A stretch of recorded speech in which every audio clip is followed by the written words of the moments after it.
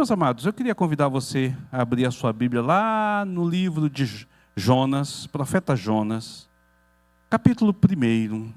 Nós vamos ler do versículo de número 7 até o versículo de número 17. Todo o restante deste capítulo. Jonas, capítulo 1, do versículo 7 até o versículo de número 17. Nós estamos vendo aqui, estamos aprendendo através do livro de Jonas sobre a misericórdia do Senhor. Nos diz assim a palavra do Senhor. Jonas, capítulo de número 7, capítulo 1, do versículo 7 ao 17. E diziam uns aos outros: vinde, lancemos sorte, para que saibamos por causa de quem nos sobreveio este mal. E lançaram sortes, e a sorte caiu sobre Jonas. Então lhe disseram: declara-nos agora por causa de quem nos sobreveio este mal. Qual é a tua ocupação? De onde vens? Qual a tua terra? E de que povo tu és? Ele lhes respondeu: sou hebreu e temo ao Senhor, o Deus do céu, que fez o mar e a terra. Então os homens ficaram possuídos de grande temor e disseram: que é isso que fizestes? Pois sabiam os homens que ele fugia da presença do Senhor, pois lhe havia declarado. Disseram-lhe: que te faremos para que o mar se nos acalme? Porque o mar se ia tornando cada vez mais impetuoso. Respondeu-lhes: tomai-me e lançai-me ao mar, e o mar se aquietará, porque eu sei que por minha causa vos sobreveio esta grande tempestade. Entretanto os homens remavam, esforçando-se para alcançar a terra, mas não podia, porquanto o mar se ia tornando cada vez mais tempestuoso contra eles. Então clamaram ao Senhor e disseram: ah, Senhor, rogamos-te que não pereçamos por causa da vida deste homem, e não faças cair sobre nós este sangue, quanto a nós inocente, porque tu, Senhor, fizestes como te aprove. E levantaram a Jonas e o lançaram ao mar, e cessou o mar a sua fúria. Temeram, pois, estes homens em extremo ao Senhor, e ofereceram sacrifícios ao Senhor, e fizeram votos. Deparou o Senhor um grande peixe, para que tragasse a Jonas, e esteve Jonas 3 dias e 3 noites no ventre do peixe. Oremos mais uma vez. Pai Santo, poderoso e eterno Senhor, eis diante de nós a tua maravilhosa e viva palavra. Pedimos que o Senhor fale ao nosso coração, que o Senhor nos ensine e nos instrua nesta noite, para a honra e glória de Ti mesmo, em nome de Cristo Jesus. Amém. Meu querido, minha querida, você já se viu numa situação em que você se sentiu pressionado de tal forma que você não teve nenhuma outra opção a não ser declarar que é um cristão? Já passou por essa situação em que você foi comprimido, você foi acuado, em que você foi pressionado e você teve que gritar: peraí, eu sou um cristão? Ou não, eu sou um cristão, eu sou um servo do Senhor. Se isso já aconteceu com você, é porque você estava fugindo da vontade do Senhor. Essa é a grande verdade. Ninguém que esteja buscando cumprir a vontade de Deus, que estejam buscando cumprir os desígnios do Senhor sobre a sua vida, irá ter que ser forçado a testemunhar sobre a sua própria fé. Isso acontecerá naturalmente, espontaneamente, pela vida desta pessoa. Eis o nosso herói, Jonas. Ele agora se vê acuado pela realidade daquilo que se encontra. Ele se vê longe da vontade de Deus. Nós já temos falado sobre essa história. Nós já temos colocado isso. O Senhor o havia chamado para que ele pudesse testemunhar na grande Nínive a pagãos sobre a realidade, sobre a existência deste Deus criador e soberano, que está sobre tudo e sobre todos. Mas a iniciativa de Jonas não é a de obediência, não é a de seguir a vontade de Deus, de cumprir a palavra de Deus. A iniciativa de Jonas é justamente a de fugir desta ordem, de fugir desta vocação, deste chamado.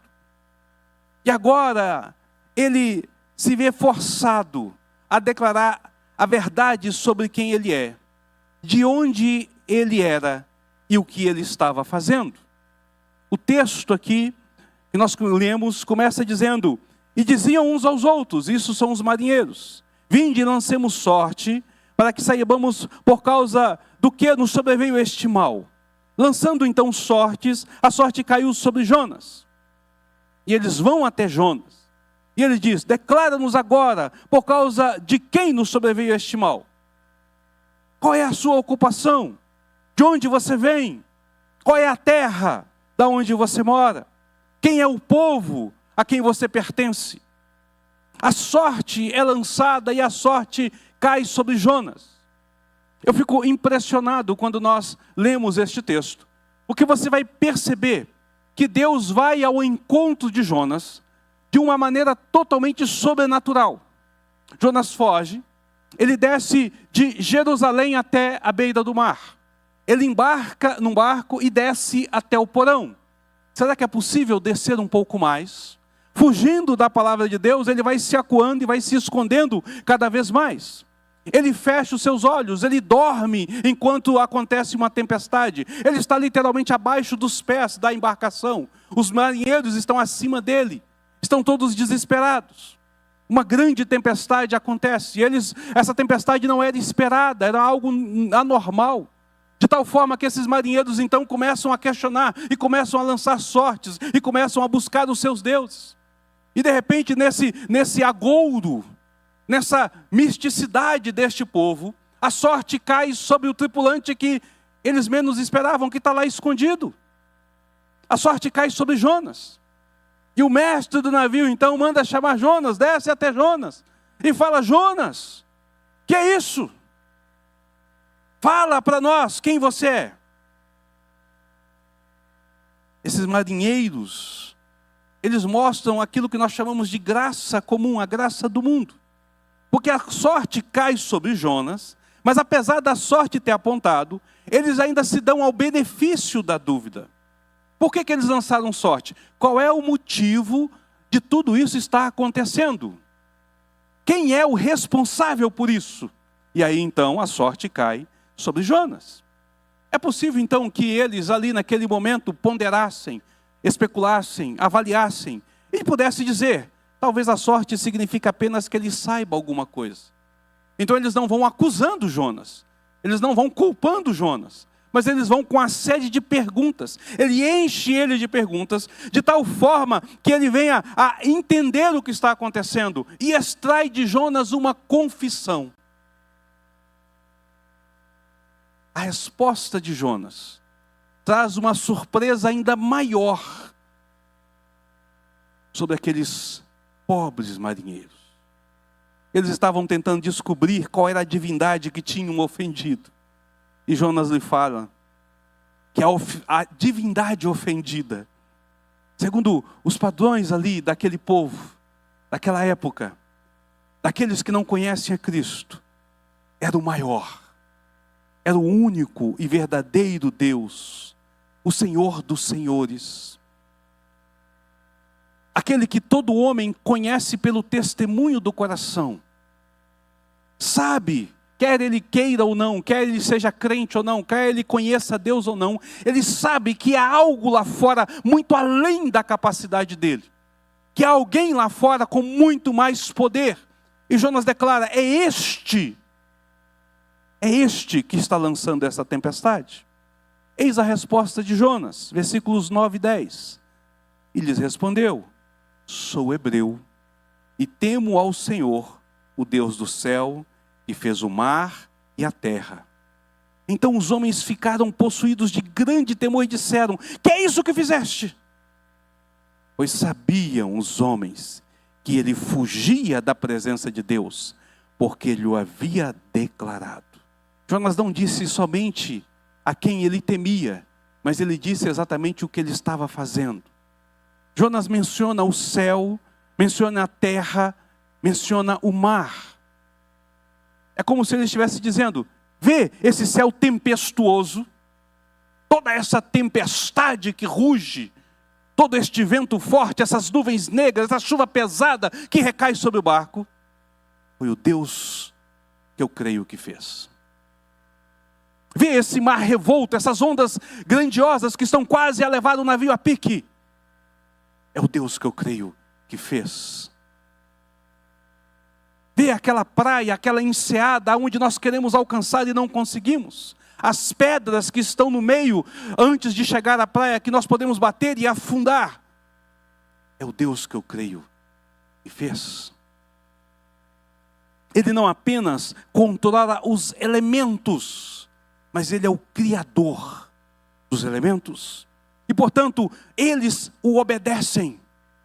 O mar, a terra, o céu, a chuva, o vento, obedecem a este Senhor. É nele que eu creio. É Ele que eu sigo. Mas é dele que eu estou fugindo. Aqueles homens embrutecidos pelo mar, pelo duro trabalho e pelo aventureiro, e pela aventura de naufragar, de navegar pelos oceanos, agora estão tão aterrorizados como uma criancinha que se esconde dos trovões da chuva de verão. Eles nunca viram algo tão poderoso acontecendo. O texto nos dá a indicar que esses homens estão totalmente desesperados diante, ainda que marinheiros experientes, eles estão desesperados com o tamanho da tempestade que está acontecendo. E quando Jonas então declara esta realidade, esses homens ficam aterrorizados. O texto nos diz lá na frente que esses homens se voltam para este Senhor e reconhecem a grandeza deste Senhor. Deixa eu abrir um parêntese aqui. Algo importante que precisa de ser falado. Se você for ousado na sua declaração, se deparar então com os mais perigosos dos homens, para poder declarar que Deus é o Deus vivo, se você apenas falar a verdade, o fato de verdade sobre este Deus, sobre a palavra deste Deus, que é como uma espada afiada, um discriminador de pensamentos e de intenções do coração, é possível que estes homens tremam diante deste Deus. Porque o coração humano, ainda que queira negar, ele sabe que há algo mais poderoso que qualquer outra coisa que está acima da criação e acima do universo. Ao falar de quem é, diante da tragédia, esses homens tremem. Mas queridos, Jonas, pobre Jonas, quão vexatório é o testemunho de Jonas.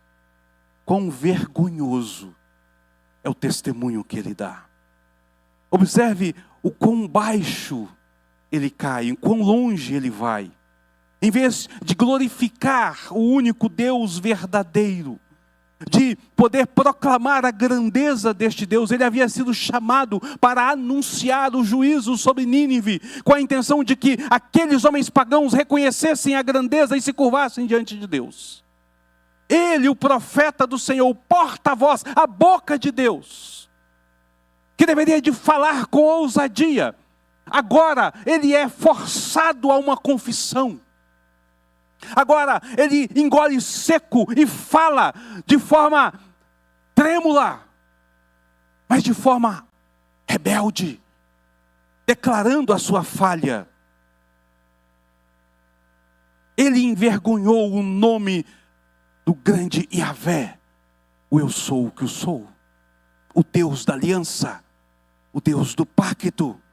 Aqueles poucos marinheiros, aqueles ignorantes marinheiros, ouviram da boca de Jonas que ele estava tentando fugir do seu Deus, que ele estava se escondendo do seu Deus, que aquilo que estava acontecendo é porque ele estava sendo rebelde ao seu Deus.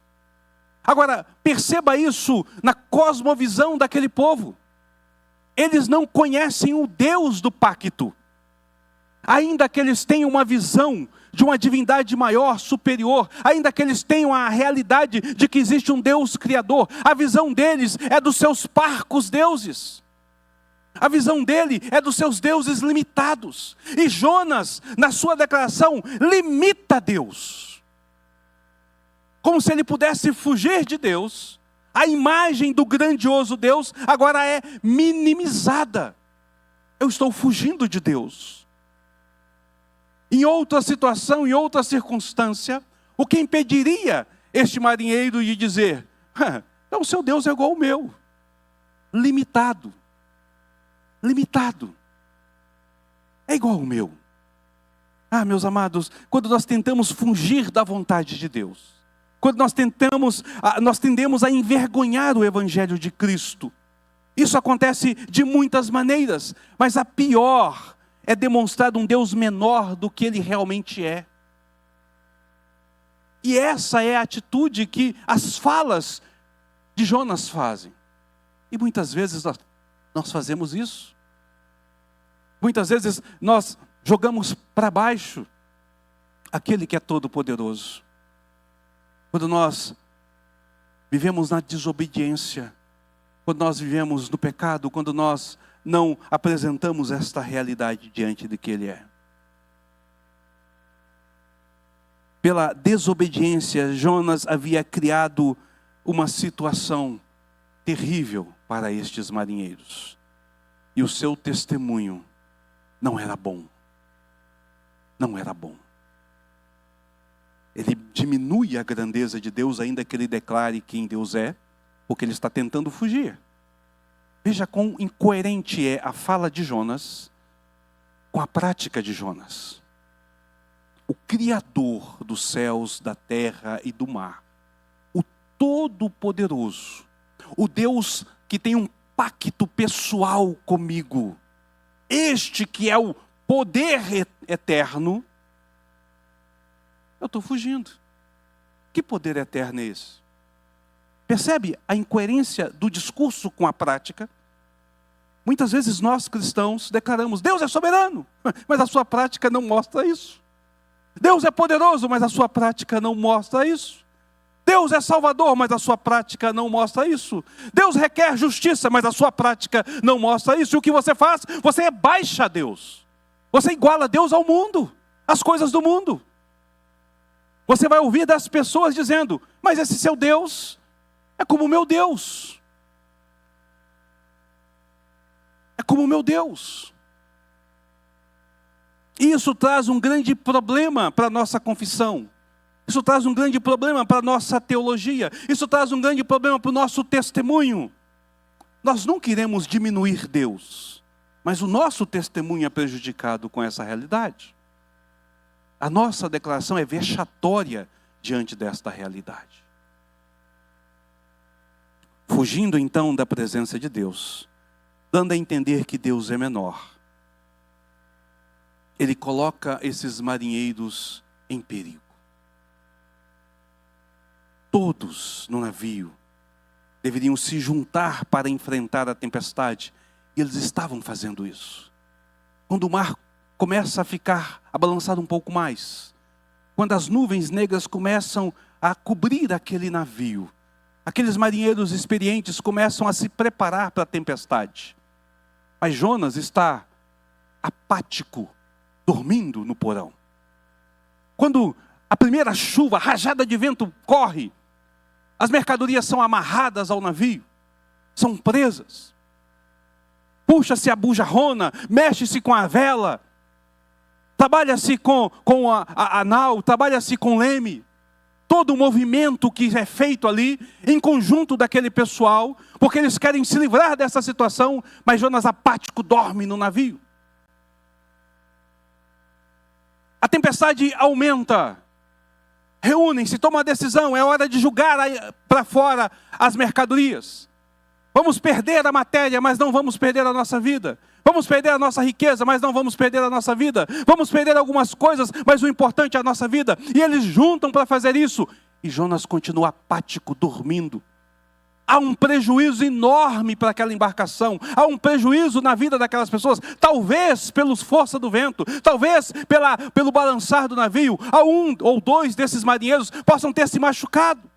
É possível que eles possam ter batido numa parte de madeira e ter arranhado, rasgado ou quebrado uma parte dele. É possível que haja também algum acidente físico com eles.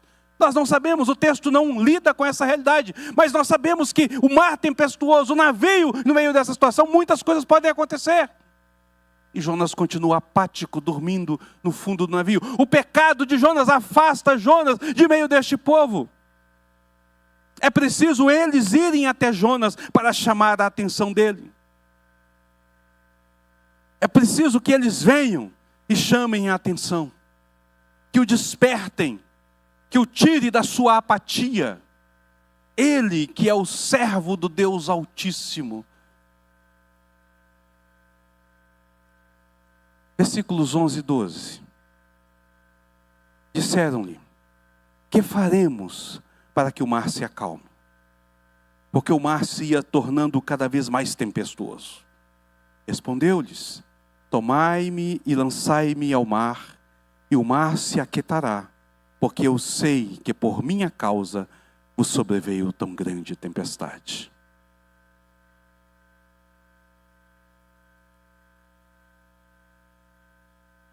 Deve ter sido difícil para Jonas poder rasgar o seu coração e poder admitir: ele é o culpado de toda esta calamidade. O profeta, que deveria de ser bênção, foi chamado a testemunhar de Deus na grande Nínive, torna-se agora o peso, a maldição para estes pobres marinheiros.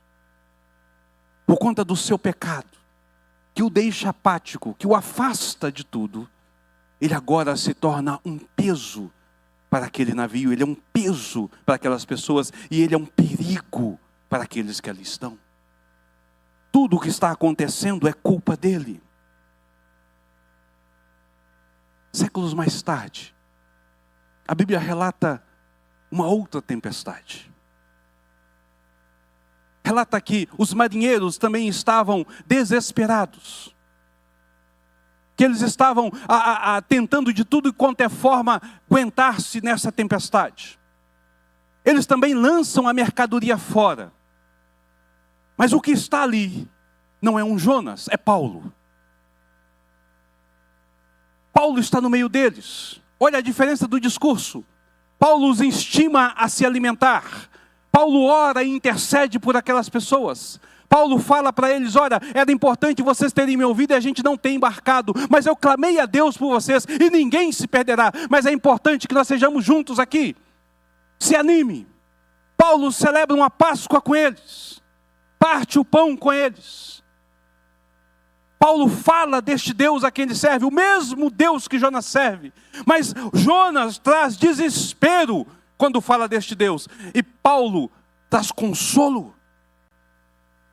A diferença é que um está fugindo e o outro está indo em direção à vontade de Deus. Enquanto Jonas foge, Paulo segue.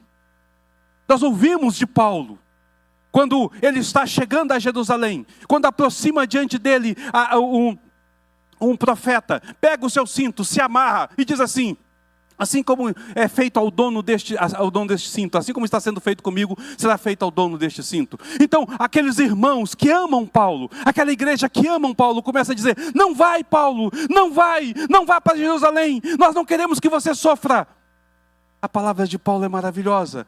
Ele diz: vocês estão quebrando o meu coração, vocês não conseguem perceber que cabe a mim cumprir a vontade de Deus. Então eles param e Paulo vai. Paulo quer chegar a Roma, ele escreve a carta a Roma dizendo: eu vou pregar o evangelho, ele só não sabe como ele vai. A providência de Deus, a direção de Deus o leva manietado, o leva preso. Aqueles marinheiros que estão lá, os soldados que estão lá, não são companheiros de Paulo, são inimigos. Paulo está preso, mas Paulo intercede pelos seus inimigos. Mas Paulo clama pela vida desses seus inimigos. Paulo pede a Deus que salve essas pessoas. Paulo traz esperança a este povo que não queria nada com Paulo. Porque Paulo está seguindo a vontade de Deus. Perceba a diferença deste Paulo para Jonas. Ele é culpado desta calamidade. Ele, em vez de ser bênção, se torna uma maldição. Se torna um peso para a vida daqueles poucos marinheiros. Pessoas comuns, que por um acaso, na visão humana, entrou no barco com Paulo, com Jonas. Quantas vezes, por conta da nossa rebeldia, nós não nos tornamos maldição na vida de pessoas, querido? Somos chamados para abençoar, mas nós acabamos nos tornando maldição. Na vida dos nossos pais, dos nossos irmãos, dos nossos cônjuges, dos amigos e muitas vezes até na vida de desconhecidos. Pessoas que vieram do vício, que tiveram uma vida promíscua no vício, nas drogas, na bebida, e que agora servem a Deus, conseguem entender esta realidade. O quão o seu passado afetou e prejudicou tantas outras pessoas. Mas não se engane. Eles não são os únicos. Eles não são os únicos. Todos nós, de uma certa forma, quando negligenciamos o Senhor, talvez não em tão grande quantidade, tão grande peso, trazemos prejuízo para a nossa família. Quantos são os pais que sofrem pelos filhos que não seguem o caminho do Senhor? Quantos são os filhos que fazem os seus pais quantos são os pais que fazem os seus filhos sofrerem, porque eles não fizeram o seu papel de educá-los no caminho do Senhor? Quantos são os cônjuges que enfrentam lutas entre si, porque não olham para a obediência da palavra de Deus, no mandato para o homem e para a mulher? O triste testemunho da vida é inevitável quando nós fugimos da palavra do Senhor.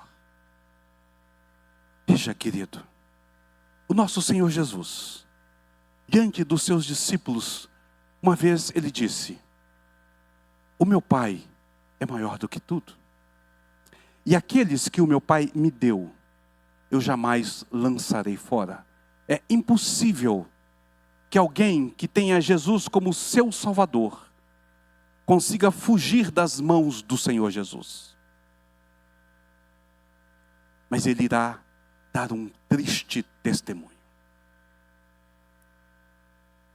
Porque ele não se sujeita a Jesus como seu Senhor, ele irá dar um triste testemunho na sua casa, no seu trabalho, na sua vida, assim como Jonas faz.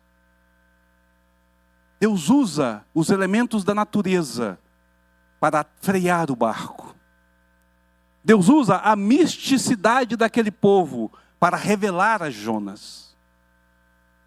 Talvez Deus esteja usando alguma coisa para mostrar a você isso.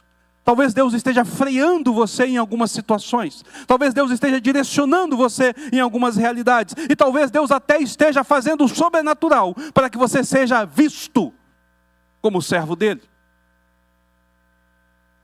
Será um triste testemunho, mas será um testemunho. Você prega o evangelho, quer queira, quer não. Porque você foi chamado para viver este evangelho.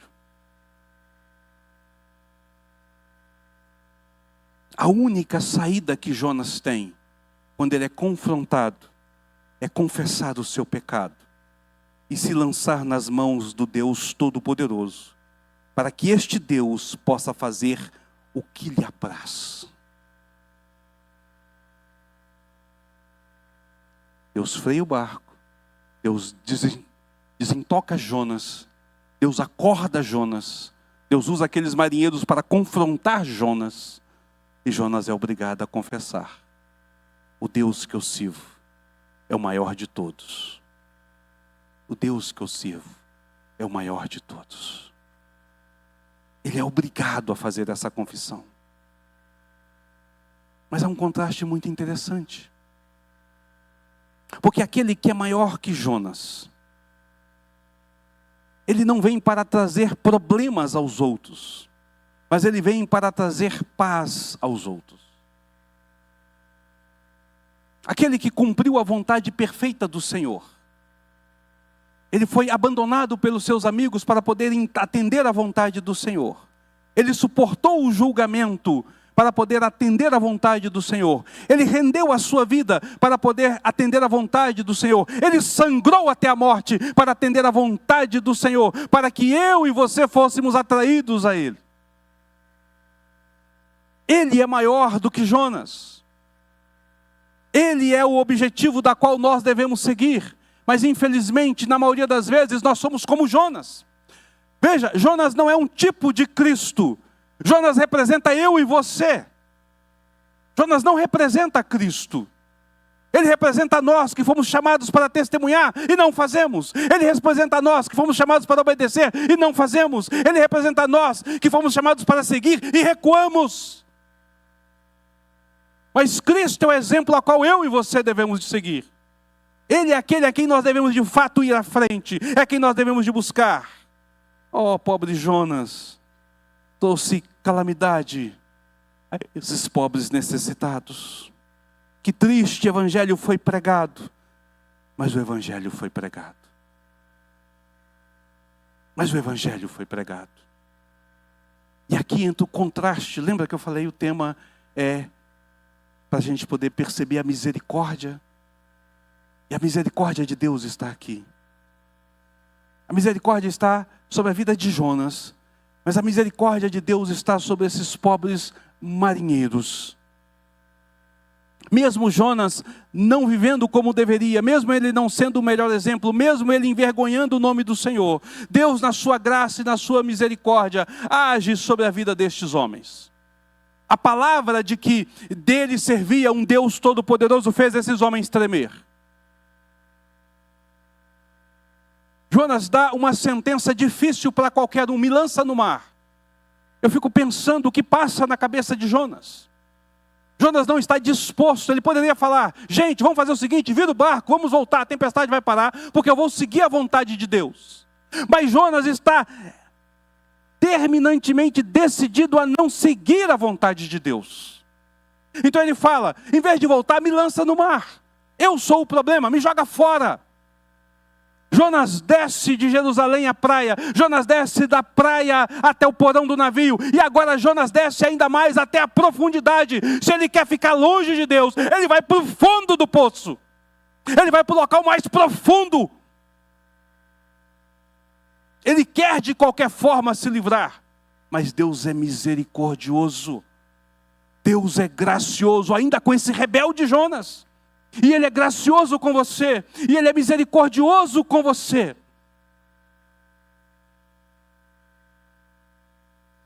Aqueles homens não querem fazer isso, mas eles tentam de tudo e quanto é forma, deve haver um jeito. Mas eles percebem que não conseguem. Então aqueles homens fazem uma oração, a primeira oração deles, e uma oração maravilhosa. Esses homens vão dizer, ah, Senhor, rogamos-te que não pereçamos por causa da vida deste homem. Aqueles homens brutos, rudes e antes descrentes, olham para Jonas com misericórdia. E Jonas, o profeta, olha para aqueles homens com apatia. Que o Senhor, que nós não pereçamos por causa deste homem, nem faça cair sobre nós este sangue, quanto a nós inocente. A nós inocente, porque tu, Senhor, fizeste como te aprouve. Sabe o que esses marinheiros estão dizendo? Jonas é o porta-voz, é o profeta. É ele quem apresenta Deus a este homem. Jonas diz, eu estou fugindo de Deus. E a única forma que vocês têm de evitar a tragédia maior é que eu ou volte, ou vocês se livrem de mim. Então eles falam: nós não queremos livrar de você. É uma vida. Nós não podemos abandonar o barco, não podemos abandonar você do barco. Vamos juntos lutar. Mas Jonas está lá. Então eles veem que não há outra situação, é cumprir a palavra de Deus. E eles falam: Senhor, tem misericórdia de nós, não é o que nós queremos, mas é o que o Senhor determinou pela boca do teu profeta. Lança ele ao mar. E eles pegam Jonas e lançam Jonas diante do mar. E o texto nos diz que imediatamente cessou o mar da sua fúria. Preste atenção. Aqui diz: e cessou o mar da tua fúria. No contexto original, dentro do hebraico, a ideia é: ele bateu com as costas na água e a tempestade se foi. Nem afundou direito e a tempestade já havia passado. Ele saiu do barco, ele é o problema, saiu do barco. Deus vai tratar dele de outra forma. Mas aqueles homens reconhecem quem é Deus. E o texto então vai nos dizer que temeram, pois, estes homens em extremo ao Senhor. Em extremo.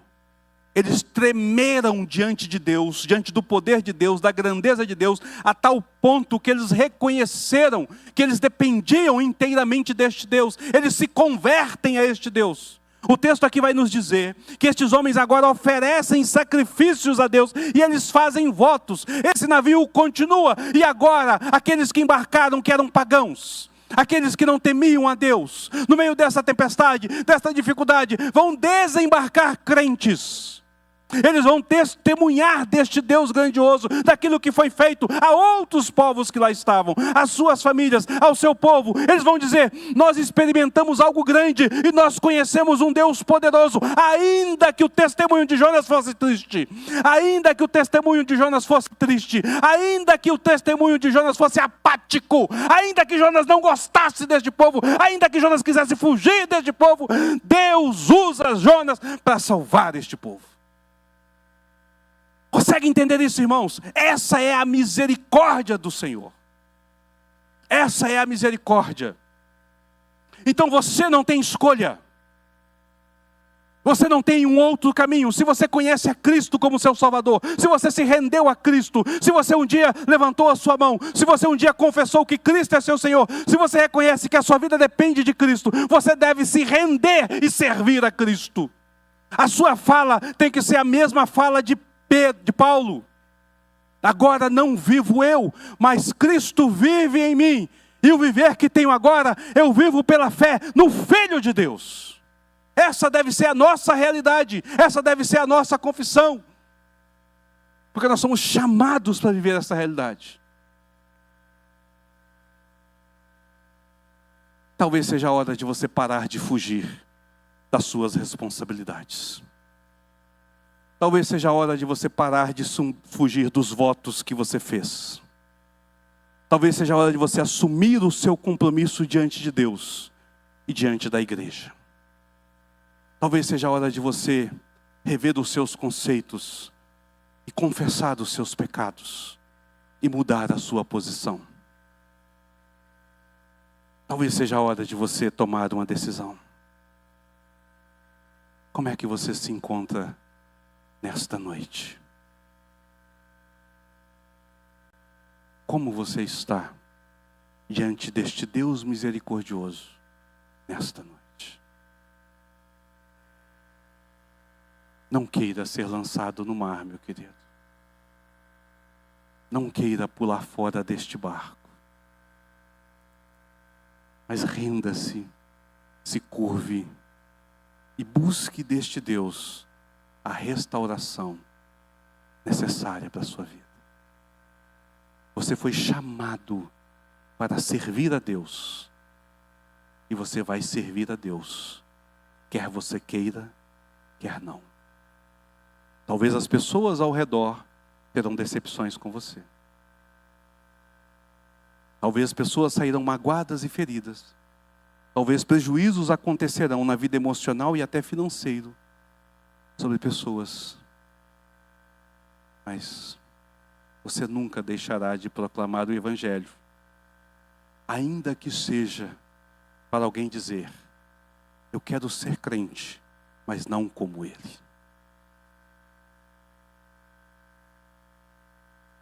Quando Paulo estava no navio, celebrou a ceia, e Paulo disse: ninguém se perderá neste navio, mas é importante que todos estejam aqui perto de mim. Deus me disse que todos vocês serão salvos. O exército estava pensando em matar os soldados. Paulo chega para o comandante e fala: matar os prisioneiros. Não, não faça isso. Todos serão salvos. E eles vão dar numa praia, e nenhuma alma se perde. Uma igreja fundada em Creta. Pessoas, além daqueles que estavam no navio, são alcançados pela graça e misericórdia. Porque Paulo seguia em direção à vontade de Deus. Os marinheiros desembarcaram crentes, mas Jonas desceu ao fundo do mar, porque era desobediente ao Senhor. Ele tinha que voltar para onde ele estava. Como você se encontra nesta noite? Reflita sobre isso. Pense sobre essa realidade. Veja como está a sua vida. E retorne o centro da vontade do nosso Senhor, porque é o melhor lugar aonde nós devemos estar.